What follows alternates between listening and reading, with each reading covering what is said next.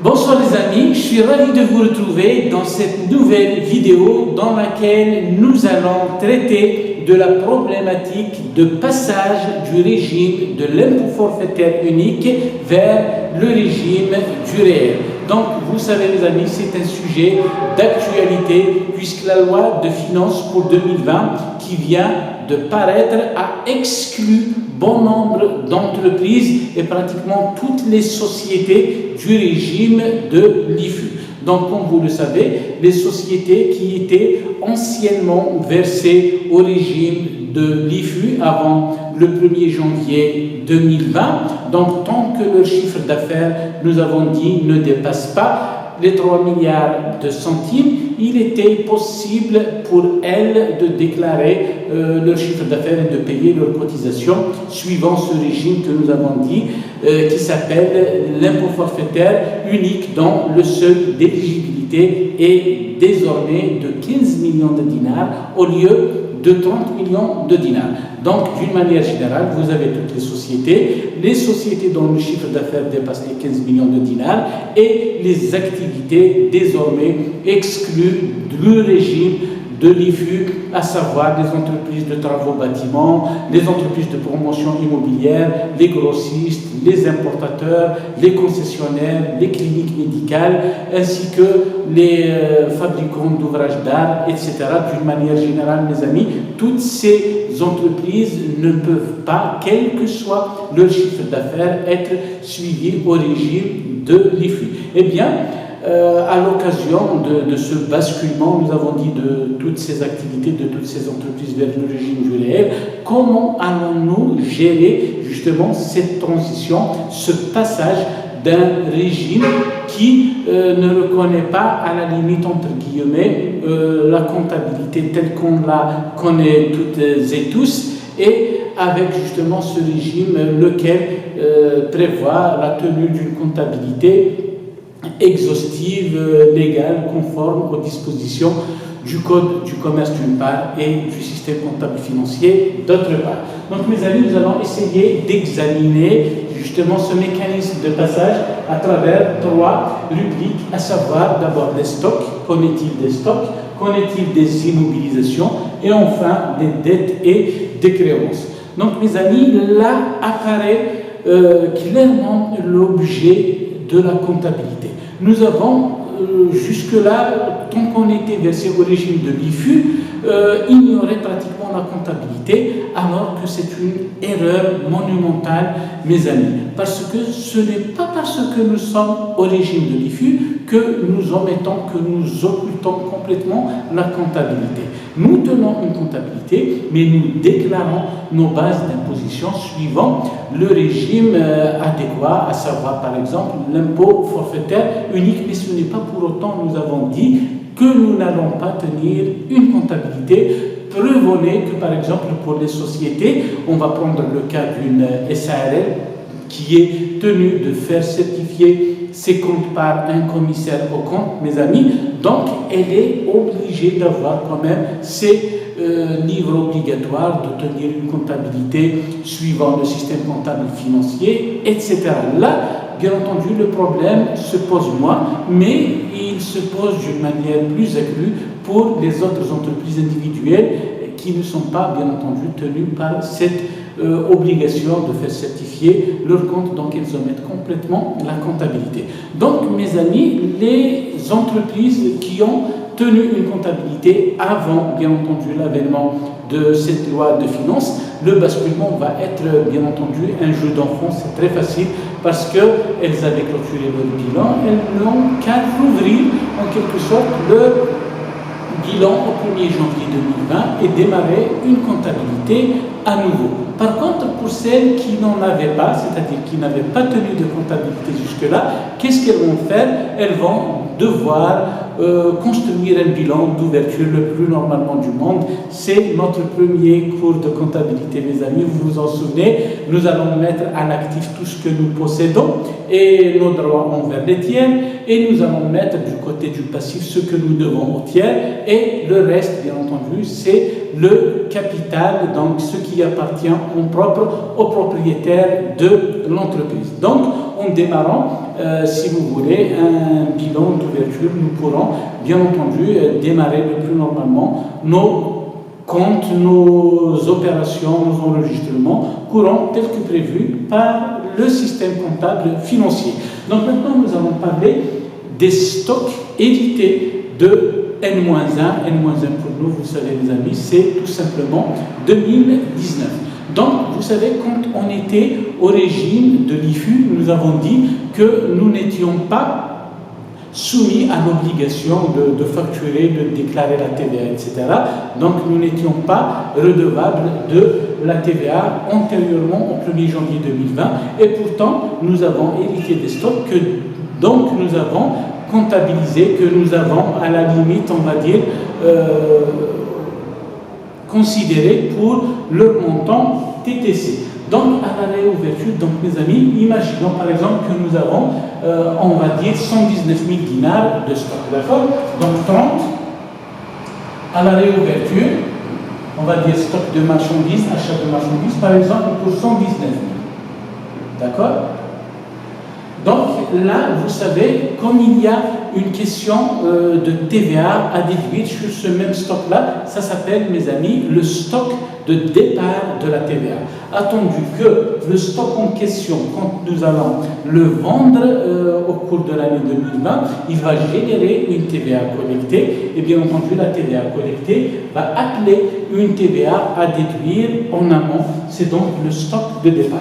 Donc, qu'est-ce que vous allez faire, mes amis? Donc, tout simplement, vous allez prendre le montant du stock en question, vous allez le diviser par 1 plus le taux. Donc, pour le convertir, nous allons dire en hors-taxe. Donc, si vous souhaitez, par exemple, reprendre le hors-taxe, ça va être donc le TTC que l'on va diviser par 1 plus le taux. Ça veut dire le taux de TVA, on va supposer qu'il s'agit du taux normal de TVA, donc 1,19. Donc vous prenez 119 000 divisé par 1,19, ça va nous donner tout simplement 100 000, ce qui signifie que le montant de la TVA, ça va être forcément 119 000 moins 100 000, ça se lit, c'est 19 000. Donc, ces 19 000 dinars, mes amis, ça constitue ce qu'on appelle, nous avons dit à l'instant même, un stock de départ en matière de TVA. Et donc, comment allez-vous procéder justement après les opérations de clôture pour constater cette taxe? Eh bien, vous allez créditer le montant TTC du montant de la TVA pour 19 000. Et en contrepartie, c'est bien simple, vous allez ouvrir un compte TVA déductible pour 19 000 et naturellement, ces 19 000-là, vous avez la faculté de les déduire sur la première G50 de l'année 2020, à savoir la G50 du mois de janvier que vous allez souscrire au plus tard dans les 20 premiers jours du mois de février. Ok? Donc, pour les stocks, nous avons dit, les entreprises à charge pourraient bien entendu de dresser un inventaire des marchandises, des matières premières, de tout ce qu'elles possèdent sous forme de stock au niveau de leur entreprise. Donc, de dresser cette piqûre d'inventaire avec désignation, avec montant, bien entendu, hors taxe, avec montant TVA, etc. Elles vont présenter, bien entendu, ces états-là à l'administration fiscale, à l'appui desquels les États, bien entendu, il va justifier la TVA qu'elle va déduire en amont. Parfait, mes amis. Maintenant, parlons des immobilisations, c'est-à-dire des machines, des équipements, des immeubles, etc., c'est-à-dire tous les actifs qui sont censés rester dans l'entreprise pendant plus d'un exercice comptable. Donc, voilà, mes amis, en principe, quand on acquérait également nos immobilisations sous les dispositions de l'ancien régime, c'est-à-dire de l'IFU, nous avons dit que l'on comptabilise toutes les opérations en TTC. Eh bien, mes amis, c'est bien simple. Qu'en est-il maintenant de la TVA ayant grevé ces immobilisations? Donc, la doctrine fiscale, notamment, je pense à une référence, c'est le guide du contribuable publié par la Direction générale des impôts sur son site, laquelle prévoit la faculté de pouvoir récupérer la TVA ayant grevé les immobilisations, mais à condition qu'elle n'ait pas été utilisée à la date d'ouverture de l'exercice ou alors la date de clôture de 2019. Donc, comment ça va se passer? Si vous avez acheté fin 2019 une immobilisation qui n'a pas été mise en service, nous avons dit au 31/12, eh bien, vous prenez cette TVA, mes amis, vous avez la possibilité de la déduire le plus normalement de vos opérations. Par contre, pour la TVA, nous avons dit qu'il y a grevé les immobilisations qui ont déjà été utilisées. Naturellement, nous avons dressé notre plan d'amortissement sur une base TTC et que, bien entendu, même si nous n'avons pas, si vous voulez, amorti les immobilisations en question pour absence de comptabilité, si tel était le cas, bien entendu, mais si nous sommes dans le cas d'une société qui avait une comptabilité en parallèle, bien entendu, et là, ces plans d'amortissement, le plus normalement, il va continuer à amortir ces immobilisations au-delà du 1er janvier 2020. Il continuera à amortir ces immobilisations sur la durée restante à courir pour, j'allais dire, amortir complètement ces immobilisations. Donc, un plan d'amortissement, vous avez, mes amis, donc la valeur d'origine, la date d'acquisition, le taux d'amortissement, la dotation annuelle, la valeur nette comptable. C'est bien simple, nous avons déjà vu en maintes reprises la question des amortissements. Donc, vous continuerez à amortir, nous avons dit, ces équipements-là sur la durée restant à courir. Maintenant, qu'en est-il des dettes et des créances, si vous voulez, éviter des exercices antérieurs à 2020, à savoir des dettes et des créances, par exemple de 2019, voire même antérieurs, pourquoi pas 2018. Doit-on les reporter sur nos états financiers dans notre balance d'ouverture?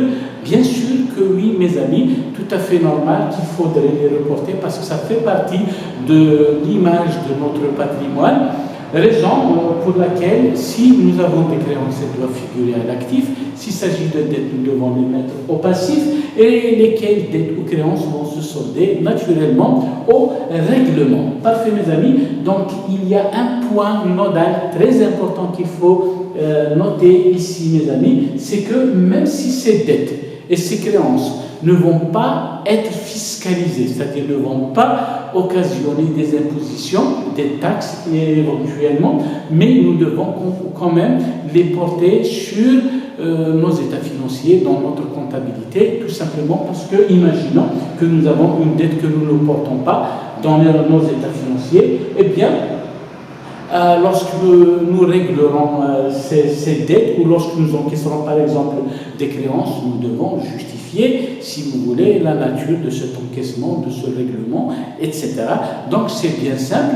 Par exemple, on va dire, vous avez un 411 client donc, que vous avez facturé, bien entendu, sous le règne du régime de l'IFU. Par exemple, vous avez 100. Et naturellement, lorsque vous serez réglé, bien sûr, vous allez débiter le 512 par le crédit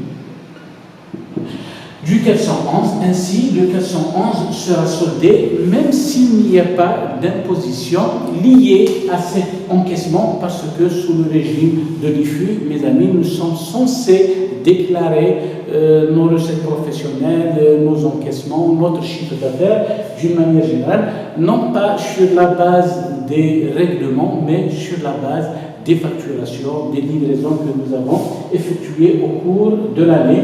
Et naturellement, s'il s'agit par exemple d'une dette fournisseur que nous avions par exemple à la date de clôture de 2019, par exemple nous avions 200, si nous réglons au cours de l'année 2020 notre fournisseur, nous devons engager, si vous voulez, j'allais dire dépenser une trésorerie. Donc on va solder notre 401 par le crédit du compte 512 ce qui justifie bien entendu naturellement l'opération. Ce qu'il faut retenir, mes amis, c'est que nous devons reprendre tous les éléments de notre patrimoine. D'accord, mes amis? Le patrimoine, donc, c'est l'ensemble des actifs, mais également des passifs. Et la différence entre, j'allais dire, les actifs, ce que nous possédons et nos droits envers les tiers, d'une part, et les passifs exigibles, c'est ce qui reste, si vous voulez, aux propriétaires de l'entreprise. C'est ce qu'on appelle les capitaux propres. Autrement dit, les IFRS les définissent comme étant l'intérêt résiduel, donc les actifs, si vous voulez, de l'entreprise, après avoir déduit toutes les dettes, tous les passifs exigibles. Donc voilà, mes amis, globalement, ce qu'il faut retenir si nous devions dire en 2 mots, si vous voulez conclure en 2 mots, les stocks, nous avons la possibilité de déduire la TVA sur le stock de départ, sur les immobilisations non encore utilisées. Nous sommes, si vous voulez, il nous est donné la faculté de déduire la TVA sur les immeubles non encore utilisés. Par contre, pour ce qui est des amortissements, nous pouvons continuer à amortir le plus normalement les immobilisations sur la durée d'amortissement restant à courir des créances, quand bien même elles ne génèrent pas d'imposition, quand bien même elles ne seront pas fiscalisées au moment de leur encaissement ou de leur règlement. Nous devons quand même les porter sur notre bien entendu nos états financiers, à savoir le bilan d'ouverture, donc la balance d'ouverture, etc. Nous devons laisser une trace de toutes ces situations. Vous savez, mes amis, on dit que le bilan, c'est un petit peu comme une image, c'est un instantané de l'entreprise, c'est une photographie qui nous permet de savoir, de connaître quelle est la situation de notre patrimoine, tout ce que nous avons et d'où est-ce qu'il nous provient. D'accord, mes amis? Et à partir de là, nous allons démarrer une comptabilité sur la base des enregistrements des journaux auxiliaires, comme le prévoit la réglementation, une centralisation mensuelle. Nous avons un grand livre pour, si vous voulez, transférer les soldes des comptes. À la fin de l'année, voire même périodiquement, nous pouvons tirer des balances, etc., jusqu'au bilan de clôture de la fin de l'année. Et nous entrerons de cette façon dans ce qu'on appelle un régime de croisière. Donc voilà, mes amis, j'espère que cette vidéo vous aura plu. Nous avons essayé de donner comme ça des bribes d'informations sur le passage du régime de l'impôt forfaitaire unique au régime du réel. Sur ce, je vous souhaite une excellente soirée, mes amis. Au plaisir de vous retrouver. Au revoir.